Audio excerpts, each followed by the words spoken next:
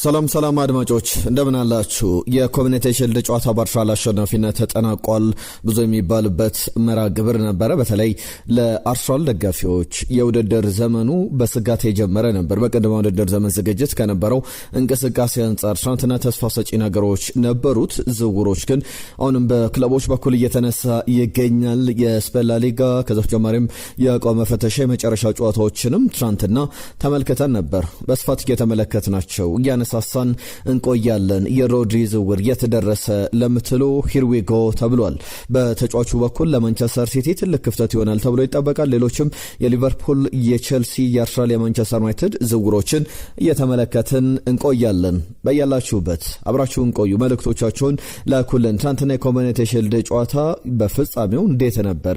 የአርሰናል የበላይነት እየታየበት ማንቸስተር ሲቲስ በአሰልጣኝ ኤንዞ ማሬስካ ስር ስጋት ሊገባው ይገባል ወይስ ደግሞ ሌሎች ዝውውሮች የሚያስፈልጉታል የሚለውን እንመለከታለን። አማካኝ ስፍራ ላይ አሁንም ያሉ የተጫዋቾች ስብስብ አለ። ነገር ግን ከዛ በላይ ጥራት የሚያስፈልገው አይነት ቡድን ይመስላል ማንቸስተር ሲቲ። ለሁሉም እነዚህን ሁሉ ጉዳዮች እየተመለከትን እንቆያለን። አብራችሁን ቆዩ። መልእክቶቻችሁን ላኩልን። የእንግሊዝ ፕሪሚየር ሊግ 4 ቀናት ብቻ ይቀሩታል።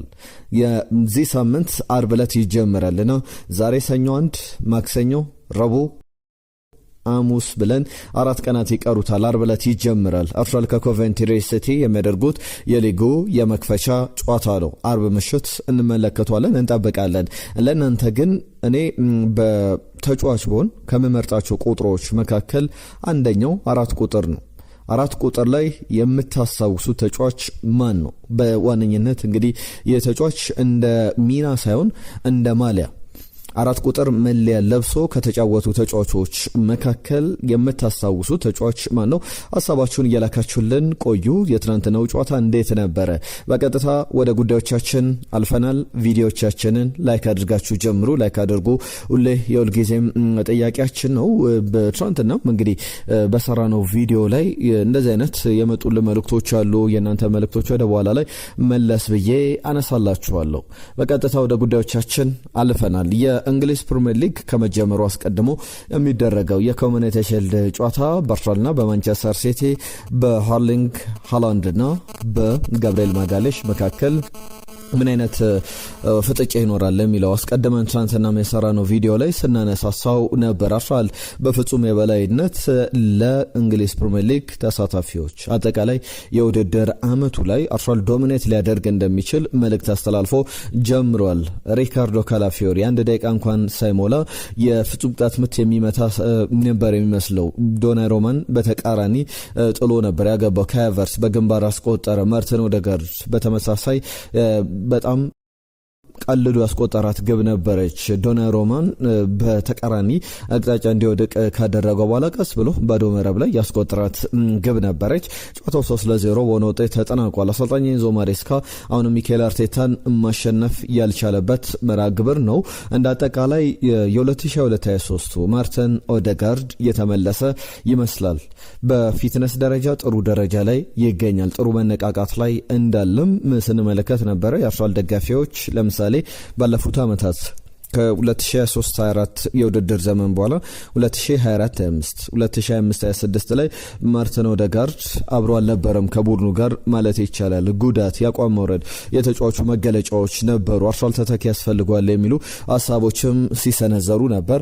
አሁን ግን ያለ ተተኪ እሱ ያንን ቦታ በኃላፊነት መወጣት እንደሚችል ያሳየበት ነበር። በጨዋታው ላይ የጨዋታው ኮከብ የሚያስብለውን ብቃትም አሳይቷል። እንዳንበልም እንደ ተጫዋችም እንደ አንድ ክሬቲቭ ተጫዋችም የቡድኑ እንቅስቃሴ ላይ ወሳኝ ሚና ነበረው። ቡርኖ ጎመሬዥን ትናንትና ተመልክተነዋል። በሜዳ ላይ ዴክላን ራይስ ጉዳት ረጅም ሳምንታት ከሜዳ ያርቀዋል ሲባል ነበረ። ወይም ቡካዮ ሳካም ተመሳሳይ ነገር ግን እነዚህ ሁለት ተጫዋቾች ተቀይረው ገብተው ትናንትና ጨዋታቸውን አድርጓል። ለሁሉም 3-0 የተጠናቀቀ ጨዋታ ነው። ስለ ጨዋታው ብዙ ማለት ይቻላል። ለአሰልጣኝ ኤንዞ ማሬስካ ግን በሮድሪ በኩል የሚነሳ ሀሳብ አለ። ተጫዋቹን አታውታል። ነገር ግን ከዛ በተጨማሪ ማንቸስተር ሲቲ ምንድነው ችግሩ? ብዙ መቆጣጠር ብቻ ሳይሆን ዲፌንሲቭሊ ቨርነለብል ነበር፣ ተጋላጭ ነበረ። ኳሱን 58% ለምሳሌ የመጀመሪያው አጋማሽ ላይ የማንቸስተር ሲቲ ብልጫ ነበረው ብዙ ኳስ በመቆጣጠር ሁሌም የሚባል ነገር አለ። ኳስ መቆጣጠር ማለት ጨዋታ መቆጣጠር ማለት አይደለም። የሚኬል አርቴታ የተለየው ነገር ኳሱን ባይዘው እንኳን ጨዋታ መቆጣጠር ይችላል። ጨዋታ መቆጣጠር ማለት ምንድነው? በግብ ሙከራ በተለያየ መለኪያዎች ሜትሪክሶች ብልጫ እንዳይወሰድ አድርጎ ማጠናቀቅ ነው። ኤንዞ ማሬስካ ለትልቅ ጨዋታዎች የሚሆን ትልቅ አሰልጣኝ መሆንም አቅም ያለው የፔፕ ጋርዲዮላ ተተኪ ሲያደርጉት ማንቸስተር ሲቲዎች የአሰልጣኙ አቅም ጥርጣሬ ውስጥ የሚገባ አይደለም። ነገር ግን በዚህ ጨዋታ ላይ በአርሰናል በሚኬል አርቴታ ፍጹም ብልጫ ተወስዶበታል። ትናንትና አርሰናል በደንብ ማጥቃት እንደሚችል እያጠቃ አመቱን ሊቀጥል እንደሚችል ጥሩ ተጫዋቾችን ደግሞ በዚህ በላይ መጨመር የሚችል ከሆነ አጥቂ ስፍራ ላይ የበለጠ ብዙ ግቦችን የሚያስቆጥር የበለጠ አዝናኙን የ2022-23ን የሚኬል አርቴታ ቡድን ልንመለከት እንችላለን የሚሉ ተስፋዎችን በአርሰናል ደጋፊዎች በኩል ተመልክተናል። 3-0 ተጠናቀቀ ጨዋታ ነበር። ሌሎች መርሃ ግብሮች ነበሩ። ትናንትና ባርሴሎና ባዘልን ገጥሞ ነበር። ካሪም አዲየሚ እንዲሁም ደግሞ አብደል ከሪም ቀድሞ ውድድር ዘመን ዝግጅት የባርሴሎና ጨዋታዎች ጋር ሁሌ ስሙ ሲነሳ የሰማነው በጣም ወጣቱ ተስፈኛ ተጫዋች ነው። ላሚን ያማል ፍጹም ቅጣት ምት አስቆጥሯል። ቢሱ 89ና 91ኛው ደቂቃ ላይ ግብ አስቆጥሮ 5-2 ባርሴሎና ባዘልን ማሸነፍ ችሏል። የሊቨርፑልና የኮሞ ጨዋታ ሁለት ጊዜ የተደረገ ነበረ። አንደኛው ኮሞ በመጀመሪያው ቀን ላይ ነበረ መርሃ ግብር ሊቨርፑልና ኮሞ 0-0 በሆነ ውጤት ያጠናቀቁበት ነበረ። የተጠባባቂው ቡድን ጨዋታ ያደረገበት ነበር። ለምሳሌ ዋታሩ ኢንዶ፣ ኮስታስ ቲሚካስ አይነት እንዲሁም ወጣት ተጫዋቾች አሌክሲስ ማካሊስተር፣ ቪክተር ሙኖዝ እንዲሁም ደግሞ ፌዴሪኮ ኬዛር፣ ቪያሊያት አይነት ተጫዋቾች የመጀመሪያው ቀን ላይ 7 ሰዓት ላይ በጀመረው መርሃ ግብር የተጫወቱ ተጫዋቾች ነበሩ። በሊቨርፑል በኩል በኮሞም እንደዚህ የሚጠቀሱ ተጫዋቾች አሉ። የምሽቱ ጨዋታ ደግሞ ምሽት ላይ የአርሰናል ጨዋታ ከተጠናቀቀ በኋላ ኮሞ 2-0 በሆነ ውጤት በሊቨርፑል ተሸንፏል። በዚህ ጨዋታ ላይ ግን ኮዲ ሃክፖ እንዲሁም ደግሞ ጀርሚ ዣኬ አዲሱ የሊቨርፑል ተከላካይ ከጥር ላይ ነበረ ከሬንስ ከፈረንሳዩ ክለብ ያስፈረሙት የተጫዋች ከቨርጂል ቫን ዳይክ ጋር ተጣምሮ ሲጫወት ተመልክተናል። አሊሰን ነበረ፣ ጀርሚ ፍሪምፖንግ፣ ጀርሚ ጃኬት፣ ቨርጂል ቫን ዳይክ፣ ሚሮስ ኬርኬዝ፣ ዶሚኒክ ሶቦዝላይ፣ ሪያን ግራቨንበርች፣ ፍሎሪያን ቨርዝ እንዲሁም ደግሞ ሪዮ እንጉማ፣ ኮዲ ሃክፖና አሌክዛንደር አይዛክ የነበሩበት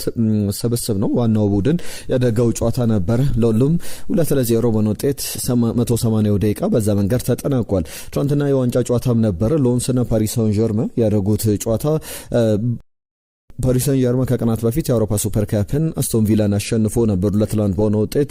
ትናንትና 39ኛው ደቂቃ ላይ በሎንስ በኩል በቀይ ካርድ ወጥቷል ኬሊያን አንቶኒዮ። ከዛ በኋላ ሎንሶች 1-0 እየመሩ ነበር። በእርግጥ ፍሎሪያን ቲዮቨን 32ኛው ደቂቃ ላይ ግብ አስቆጠረ። ከ7 ደቂቃዎች በኋላ ኬሊያን አንቶኒዮ በቀይ ካርድ ወጣ። ጨዋታው ላይ ግን በፓሪስ ሳን ዠርመን የግብ ብልጫ አልተወሰደባቸውም። 1-0 ውጤቱን አስጠብቀው ወጥተው የኩፕ ደ ፍራንስን ዋንጫ አሸንፏልና ኑኖ ሜንዴዝ ደግሞ በፓሪስ ሳን ዠርመን በኩል መጨረሻ ላይ 88ኛው ደቂቃ ላይ በቀይ ካርድ የወጣ ተጫዋች ነበረ። ትሮፊ ደ ሻምፒየንስ የአሸናፊዎች አሸናፊ በፈረንሳይ የተደረገበት ምሽት ነበረ። ትናንትና ሉዊስ ኤንሪኬ ሌላ ዋንጫ መጨመር የሚችልበትን እድል ሳይጠቀምበት ቀርቷል። ሪያል ማድሪድ ሼልካ 0-4 ገጥመው ነበር። በአቋም መፈተሻ ጨዋታ ኬሊያን ኤምባፔ፣ ሆይሰን እንዲሁም ደግሞ ኤስፒ ባስቆጥሯቸው ግቦች 3-0 በሆነ ውጤት ሪያል ማድሪድ ማሸነፍ ችሏል። የጆዜ ቡድን ብዙዎች እግር ኳሱ ላይ ያሉ በሙሉ በጉጉት እየጠበቁት ያለ ቡድን ነው። በተለይ ከፊት መስመር ላይ ኬሊያን ኤምባፔ፣ ቪኒ ጁኒየር፣ ያን ዲያሞንዴን ይዟልና የበለጠ ትኩረት የሚሰጠው አይነት ቡድን ነው። ከዛ ተጨማሪ ያለው ስብስብ በደንብ ትራንትና ያን ዲያሞንዴ 61ኛው ደቂቃ ላይ ተቀይሮ ገብቶ ወደ ሜዳ ሲጫወት ነበርና የስብስብ ጆዜ እንዴት አንድ ላይ ያደርጉታል? እንዴት አመቱን ያጠናቀቃል? የእናንተንም ሀሳቦች በሪያል ማድሪድ ዙሪያ ልትልኩልን ትችላላችሁ። ቀጥለናል። የስፔን ላሊጋ በዚሁ ሳምንት ተጀምሯል። ትናንትናም የነበሩ ጨዋታዎች ነበሩ። ቪያሪያል ከሬሲንግ ሳንታንዴር 2-2 በሆነ ውጤት ተጠናቋል። ኤስፓኞል ከሌቫንቴ ኤስፓኞል 3-0 አሸንፏል። የትናንትና ጨዋታዎች እነዚህን ይመስሉ ነበረ። በቀጥታ ወደ አጫጭር ጉዳዮቻችን እናልፋለን። ትናንትና በእናንተ በኩል የመጡልን መልእክቶች አሉ። አሁንም መልእክት፣ ሀሳብ፣ አስተያየቶቻችሁን እንቀበላለን። በዋነኝነት እስቲ የእናንተ ምርጡ 4 ቁጥር ማን ነው? 4 ቁጥር መለያ ለባሽ የምትወዱት አይነት፣ በተለይ ደግሞ የሚና ሳይሆን በ4 ቁጥር ቦታ ላይ የተጫዋች የምትሉት ካለ ሀሳባችሁን ላኩልን። ወደ ዝውውር ጉዳዮች አልፈናል። የዝውውር ጉዳዮች ላይ ትልቁ ጉዳይ የሮድሪ ጉዳይ ነው። ከክርስቲያኖ ሮናልዶ ጋር በተያያዘ ደግሞ እግር ኳስ ሊያቆም እንደሆነ ተሰምቷል። ስለሱ ምን ነግራችኋለን። በሰበር መረጃ እየወጡ ያሉ 2 ጉዳዮች ናቸው። እነዚህን 2 መረጃዎች አስቀድመን እንጀምራለን። ሮድሪ ወደ ባርሰሎና፣ የሪያል ማድሪድ ስም ሲነሳ ነበር። ታስታውሱ እንደነበረ የባሎንዶር ስም ወይም ደግሞ ከቪኒ ጁኒየር ባሎንዶሩን ከመንጠቁ በፊት በእርግጥ እሱ አይደለም የነጠቀው፣ በእርግጥ ተመርጦ ነው የተሰጠው። ነገር ግን በሪያል ማድሪድ በጣም በጥብቅ ሲፈለግ የነበረው ተጫዋች ከሪያል ማድሪድ እይታ ውስጥ ወጥቷል። ፍሎሬንቲኖ ፒሬዝ ተጫዋቹን ማምጣት አልፈለጉም ነበርና አስቡት፣ ሮድሪና ቪኒ ጁኒየር በአንድ ቡድን ሲጫወቱ። በእርግጥ የሳቸው ፍላጎት አለማሳየት በባርሰሎና በኩል መንገድ ከፈተና ተጫዋቹ በእርግጥ ወደ ሪያል ማድሪድ መሄድ እፈልጋለሁ ሲል ነበር። ባርሰሎና ሲመጣ ወዲያው ወደ ባርሰሎና መቀላቀል እንደሚፈልግ ለማንቸስተር ሲቲ ሰዎች ምንም ሳይደብቅ ነበር የተናገረው። ባለፉት ቀናት ድርድሮች ሲደረጉ ነበር። አሁን ድርድሩ ተጠናቋል። በሪያል ማድሪድ በኩል ያጣው ተጫዋች ወደ ባርሰሎና የ4 ዓመት ውል ይፈርማል። እስከ 2030 ድረስ ወደ ማድሪድ ይሄዳል ሲባል የነበረው ተጫዋች አሁን ወደ ባርሰሎና ወደ ካታሎኒያ ግዛት እንደሚሄድ ተረጋግጧል። በኑ ካምፕ እንመለከተዋለን። እስከ 2030 ድረስ ውል ይፈርማል። የመጀመሪያው ክፍያ 60 ሚሊዮን ዩሮ ነው። 6 ሚሊዮን ዩሮ በቀላሉ ሊሳኩ የሚችሉ ለምሳሌ ሁለቱ ቡድኖች እንደዚህ በቀላሉ ሊሳኩ የሚችሉ ብለን ስናነሳ አዶንሶች ላይ ወይም ተጨማሪ የተጫዋቹ ብቃት ታይቶ የሚከፈሉ ክፍያዎች ላይ ለምሳሌ 10 ጨዋታዎችን ካደረገ በዚህ ዓመት 6 ሚሊዮን ዩሮ ይከፈለን ብለው ሊስማሙ ይችላሉ። ወይም ደግሞ 15 ጨዋታዎች ወይም ደግሞ 1 ግብ ካስቆጠረ 5 ግብ ካስቆጠረ ወይም 1 አሲስት 5 አሲስት እየተባለ የሚቀመጡ ቀላል ቁጥሮች አሉ። እነዛን ተጫዋቾች በተለይ ብዙ ጊዜ በጨዋታ በተሰለፈባቸው ጨዋታዎች የሚቆጠር ነው። ለምሳሌ 10 ጨዋታ ላይ ከ70 ደቂቃ በላይ የሚጫወት ከሆነ 6 ሚሊዮን ዩሮ ይከፈለን ብለው ሊስማሙ ይችላሉ። ዝርዝሩ አልወጣም። ነገር ግን በቀላሉ ሊሳኩ የሚችሉ ኢዚሊ ፊክስድ ሊደረጉ የሚችሉ የኢዚ አዶንስ 6 ሚሊዮን ዩሮ አለ። 10 ሚሊዮን ዩሮ ደግሞ በጣም ዲፊካልት የሚባሉ ለምሳሌ ባሎንዶር ማሸነፍ፣ የቻምፒየንስ ሊግን ዋንጫ ማሸነፍ፣ ለምሳሌ 50 ጨዋታ በዚህ ዓመት ካደረገ የሚሉ ሌሎችም መስፈርቶች ሊቀመጡ ይችላሉ። ሁለቱ ቡድኖች እንደዛ ተደራድረዋል። አጠቃላይ ክፍያው 76 ሚሊዮን ዩሮ አካባቢ ወይም እስከ 70 ሚሊዮን ፓውንድ ሊደርስ ይችላል ከና አዶንሱ ስናነሳው። ነገር ግን የመጀመሪያው ክፍያ በባርሰሎና በኩል በጥሩ ዲል የተጫዋቹን ዝውውር አጠናቋል። አጠቃላይ 60 ሚሊዮን ፓውንድ ልንለው እንችላለን። እስከ 70 ሚሊዮን ፓውንድ ሊሄድ የሚችል አይነት ዝውውር ነው። ለሁሉም ሮድሪ በባርሰሎና በኩል የውድድር ዓመቱ ላይ እንመለከተዋለን። የክርስቲያኖ ሮናልዶን ጉዳይ ደግሞ እናንሳ። ከሲአር7 ጋር በተያዘ ፕሮባብሊ ይላል ተጫዋቹ ይህ ዓመት የመጨረሻ ዓመቴ ነው፣ ከአልናስር ጋር ኮንትራቴ ይጠናቀቃል፣ እግር ኳስም በዚህ ይበቃኛል ብዬ አስባለሁ የሚል እንግዲህ ትልቅ ቦምብ ትልቅ መነጋገር የሆነ ርዕስ ተሰምቷል። የ41 ዓመቱ ተጫዋች ወደ 1000 ግቦች እየቀረበ ይገኛል። አሁን ለቤተሰቦቼ ጊዜ የምሰጥበት ሌሎች ፓሽኖችን ሌሎች ላደርጋቸው መወዳቸውን ነገሮች ማድረግ የምፈልግበት ከእግር ኳስ ራቅ የምልበት ጊዜ የመጣ ይመስለኛልና በጣም ትልቅ ሌጋሲ ያሰረፈ ተጫዋች ነው ክርስቲያኖ ሮናልዶ። እንዴት ታዩታላችሁ የሲአር7ን እግር ኳስ ስንብት በዚህ ዓመት መጨረሻ ላይ ከሞላ ጎደል እንግዲህ ከዚህ በኋላ 24 ግቦችን የሚያስቆጥር ከሆነ 1000 ግቦች ላይ ይደርሳል። 1000 ግቦች ላይ የደረሰ አንድም ተጫዋች የለም። በጣም ትልቅ ስኬት ነው። ሚስተር ቻምፒየንስ ሊግ የፖርቹጋል ብሔራዊ ቡድን ሌጀንድ በናሽናል ቲም ደረጃ በብሔራዊ ቡድን ደረጃ በጣም በትልቅ ደረጃ ተጫውቶ ያሳለፈ ነውና ያንን በደንብ ተመልክተናል። ከተጫዋቹ ጋር በተያዘ እሱ ብቻ አይደለም ሊዮኔል ሜሲም ከአባቱ እልፈት በኋላ በደንብ ስለ እግር ኳስ ማቆም እያሰበ እንዳለ በአዘን መግለጫው ላይ በማህበራዊ ትስስር ገጾቹ ሲያጋራ ነበር። አሁን እሱ የሌለበት አባቴ በሌለበት እንዴት ነው እግር ኳስ እየተጫወትኩ የምቀጥለው ሲል ነበር። እንግዲህ ምናልባት ይህ የውድድር ዘመን ሁለቱ ሌጀንደሪ ተጫዋቾች የሚሰናበቱበት እግር ኳስ በቃኝ የሚሉበት አመት ሊሆን ይችላል። ጫማቸውን ሰቅለው ልንመለከት እንችላለን። በጣም በሮላንዶ በኩል ሰፊ እድል አለው። ሊዮኔል ሜሲም ወደዛው ያጋደለ ነውና ያንን ጠብቁ ብለን ማንሳት እንወዳለን። ከሌሎች ዝውውሮች ጋር በተያያዘ የብራድሊ ባርኮላ ጉዳይን በተመለከተ የፓሪስ ሰን ጀርመኑ አሰልጣኝ ሉዊስ ኤንሪኬ አንድ ጉዳይ ያነሳሉ። ብራድሊ ባርኮላን በተመለከተ ይለቃል አይለቅም ተብለው ተጠይቀው ነበር ትናንትና።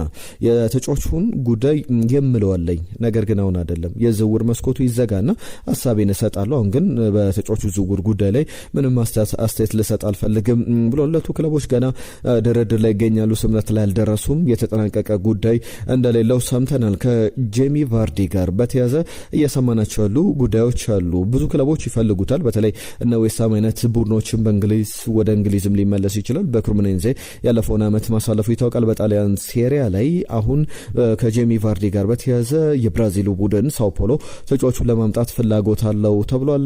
ዲቡ ማርቲኔዝ ወይም ኤሚሊያኖ ማርቲኔዝን በተመለከተ ወደ ዩቬንቱስ ይሄዳል ሲባል ነበረ።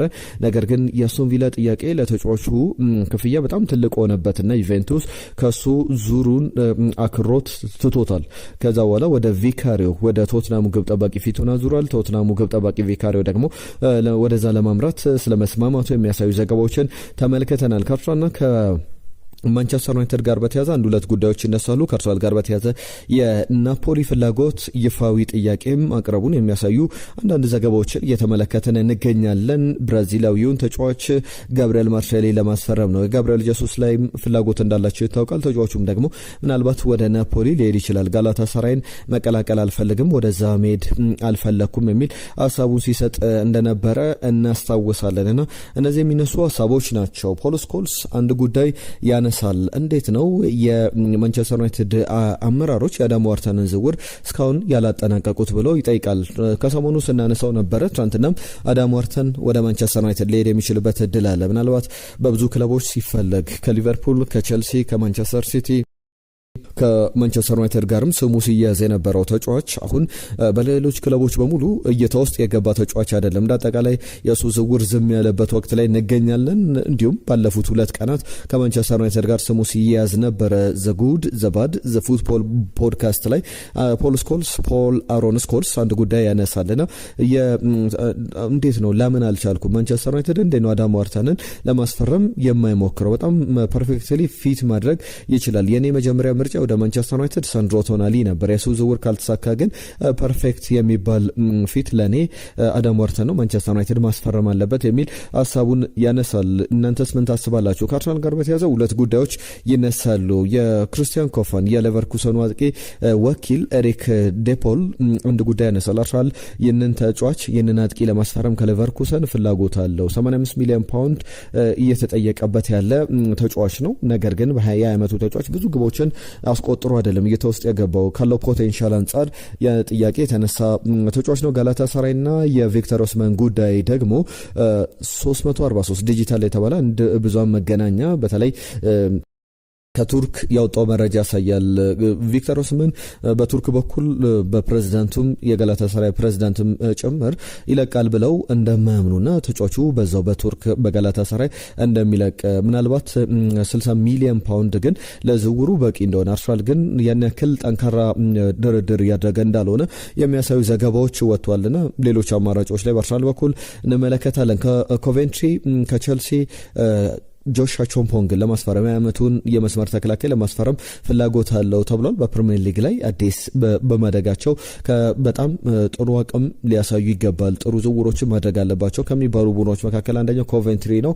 ቾምፖንግ ለማስፈረም ጥያቄ አቅርቧል። የቶሲን ጉዳይም ይነሳል። በነጻ ዝውውር ነበር ቼልሲ ያስፈረመው። አሁን በብዙ ክለቦች እየተፈለገ ይገኛል። ፉላም የቀድሞ ፉላም ተጫዋች ነው እንደምናስታውሰው። አንደኛው የማርሴይ ፍላጎት ነው። ኦሎምፒክ ደ ማርሴይ ተጫዋቹን ፈልገውታል። ከዛ በተጨማሪም ቤኔፊካም ከፖርቹጋል የተጫዋቹ ፈላጊ እንደሆኑ ተመልክተናል። የዩባዴ ዝውውር ወደ ማንቸስተር ሲቲ ድርድሩ የበለጠ ጠንከር ያለበት ወቅት ላይ እንገኛለን። ዝውውሩ በቀጣይ ይጠናቀቃል ተብሎ ይጠበቃል። ማንቸስተር ሲቲ ግን ተጫዋቹ በቋሚነት እንዲመጣ ይፈልጋል እንጂ በሚቀጥለው ዓመት ወይም 2027 ላይ ቡድኑ እንዲቀላቀል ሳይሆን አሁን በዚህ ወቅት ላይ በተለይ የሮድሪ ዝውውር ከሞላ ጎደል ተጠናቋል። የሕክምና ምርመራ ብቻ ይቀረዋል። ስለዚህ የሮድሪ መውጣትን ተከትሎ ዝውውሩ ኤክስፔክት እየተደረገ ይገኛል እንደሚጠናቀቅ ሲጠናቀቅ ፋብሪዚዮ ሮማኖ ደግሞ በዩቲዩብ ገጹ ላይ አንድ ነገር ሲያነሳ ተመልክቻለሁ። ኤንዞ ፈርናንዴዝን በተመለከተ ማንቸስተር ሲቲ ዳግም መመለሱ አይቀርም፣ የተጫዋቹን ዝውውር ማጠናቀቅ ይፈልጋል የሚሉ ጉዳዮችን በዋነኝነት ሰምተናል። በቀጣይ ጊዜያትም የሚጠበቁ ሌሎች ተጨማሪ ሀሳቦች ይኖራሉ። ለሁሉም የእናንተ ሀሳቦች ትናንትና በተለይ በጨዋታ ግምቶች መተውልናል። ከድር አሚን ማንቸስተር ሲቲ 2 አርሰናል 1 ብሎ ነበረ። ተከተል ሲቲ 3-1 ያሸንፋል ብሎ ነበር። ተከተል ከሐዋሳ። ከዛ በተጨማሪም ነጅብ ሰንገሮ ከናይሮቢ የቼልሲ ደጋፊ ነኝ፣ ድል ለማንቸስተር ሲቲ፣ አርሰናልን ሲቲ 3-2 ያሸንፋል ብሎናል። በቼልሲ ቡድን በኩል ደግሞ ጥሩ እንቅስቃሴ እያደረገ ነው ፔድሮ ማንቼ። አሁንም ቢሆን ብዙ መጠገን አለበት፣ በተለይ ተከላካይ ክፍሉ ከዩናይትድ ጋር በተያያዘ ብዙ መጠገን አለበት ብሏል። የአርሰናልን ግምት በተመለከተ 3-2 ሲቲ ያሸንፋል የሚል ግምት ነበረውና አይሆንም እንጂ አረተው ነጅብ ሰንገሮ ተው፣ ቢያንስ ከእናንተ እኮ የማትፈልጓቸውን ተጫዋቾች እንወስዳለን ብሏል። መሐመድ ከደቡብ አፍሪካ ለነጅብ ሰንገሮ የሰጠው ምላሽ ነበረ በዛው በእሱ አስተያየት መስጫ ላይ። የአርሰናል ደጋፊ ነው መሐመድ ከደቡብ አፍሪካ። በተለይ መሐመድ አብደላ ያነሳቸውም የራሱ ሀሳቦችም አሉ። እንዴት ናቸው አርሰናል በማርቲኔሊ በተለይ ስሙን ሲጽፈው እንኳን በሚያስቅ መንገድ ነው ማርቲን ኤሊ ብሎ ነው የገለጸውና የሚቀጥል ይመስላልና ጭራ ለኮ በተረፈ አቀራረቦቹ አሪፍ ነው። እንደ ሀሳብ የአገሩ ዜና ብትቀላቅሉ ደስ ይለናል። ስደት ላይ ያለ ሰው አገሩን ይናፍቃል ብሎናል። ለማስተካከል እንሞክራለን። ከልብ እናመሰግናለን። ድል ለአርሰናልን አቡሽ ገዛይ ነው። እናመሰግናለን። ፓማባይ የጻፈልን መልእክት አለ ከደቡብ አፍሪካ። እናመሰግናለን። ታሪኩ አርሰናል ሲቲን 2-1 በሆነ ውጤት ያሸንፋል ብሎ ነበር ከደቡብ አፍሪካ። በአርሰናል በማሸነፉ ግምቱ ልክ ነው፣ ውጤቱን ግን በትክክል አልገመተም። አማኑኤል ኃይሌ አርሰናል 2-0 ያሸንፋል ብሎ ለጨዋታው የቀረበ ግምት አስቀምጦ ነበር። ኢትዮ የተባለ ስለ ሊድስ ዝውውር አንሱልን ብሎናል። በሊድስ በኩል የመጡ ተጫዋቾች አሉ። በተለይ ደግሞ በጄምስ ትራፎርድን ከማንቸስተር ሲቲ መልሶ ማስፈረሙ ትልቁ ዜና ይመስላል። በባለፈውም የዩናይትድ ጨዋታ ላይ ጥሩ ፐርፎርም አድርጓል። ሊድስ በጥሩ መንገድ አንዳንድ ዝውውሮቹን ስንመለከት በትልቅ ደረጃ ለዚህ ለአውሮፓ ውድድሮች ላይ ለመፎካከር ያለመ ይመስላልና የዳንኤል ፋርከን ቡድን በቀጣይ እንመለከታለን። በጣም በትልቅ ደረጃ የሚነሱ ዝውውሮች የሉም። አጠቃላይ አብዛኞቹን ስራዎቻቸውን በሊድስ በኩል አጠናቀዋል። ማንቸስተር ሲቲ 3-1 ያሸንፋል ያለን ደግሞ እያሱ ነበረ። በተለይ ደግሞ በዚህ ጉዳይ ላይ የጨዋታ ግምቶችን እያነሳን እንገኛለን። ምስክር ገረመው ማንቸስተር ሲቲ 1-0 ያሸንፋል የሚል ግምትም ነበረው። እንደላይ ከደብረዘይት ከሰሞኑ ጠፋ ብሎ ነበር። የኔ ምርጦች እንዴት ናችሁ? በስራ ብዛት ባልጽፍላችሁም ማዳመጤ ግን አላቋረጥኩም ነበር። የማንቸስተር ዩናይትድ ችግር ወደኋላ ከ2 ወር በፊት ጽፌላችሁ ነበር። በግራና በቀኝ ፉልባክ እንዲሁም ደግሞ ልምድ ያለው አጥቂ የግራ መስመር ማስፈረም እንዳለበት ነው። በትናንትናውም ጨዋታ የሚላን ጨዋታ ላይም የተመለከትነው እንደዚህ አይነት ስህተቶች ነበሩ። የምፈራው የደረሰ ይመስላል። የማይሆኑ ተጫዋቾችን እንዳያስፈርሙም እሰጋለሁ። የኮሚኒቲ ሺልድ ጨዋታ ሲቲ አርሰናልን አሳምኖ ያሸንፋል። ክበሩልኝ። ሰናይ ቀን ለመላው ቤስት ስፖርት ቤተሰቦች በሙሉ ብሎናል። አመሰግናለን። ከዛ ውጪ ታደለ ሰላም ላመስግን ከመቱ ከተማ ሁሉም የኢሉ ነቀምቴ ሰራተኞች ከወንበራቸው ተነስተው ሰላም እያሉክ ነው ብለዋል። በጣም በጣም እናመሰግናለን። 6 ቁጥር ተጫዋች ጂልቤርቶ ሲልቫ ማንቸስተር ሲቲ ማንቸስተር ዩናይትድ አንድሬ ሳንቶሽን ሌላ ፍሬድ ነው የሚያደርገው። እንግዲህ ተጽዕኖ ማምጣት አለበት። ቤስቶች በርቱ ልንወዳችኋለን ብሎናል። ዚያድ ቃሲምም የጻፈልን መልእክት አለ። ማንቼ ብዙ ይቀሯል፣ ብዙ ማስተካከል አለበት ብሎናል። ያንን ተመልክተናል። ምናልባት አንዳንድ ጊዜ በጣም ደካማ ብቃት ታሳይና አሰልጣኝ ማይከል ካሪክ እንደዚህ አይነት ዝውውሮች ላይ የማንቸስተር ዩናይትድ ሰዎች ነቃ እንዲሉም የፈለገ ይመስላል በዝውውር ሂደቱ። ለሁሉም እነዚህ በዋነኝነት የሚነሱ ጉዳዮች ናቸው። የዛሬን እዚህ ላይ ያበቃን። ክቡራትና ክቡራን ለሀሳባችሁ ለአስተያየቶቻችሁ ከልብ እናመሰግናለን። ጤና ይስጥልን ብለናል።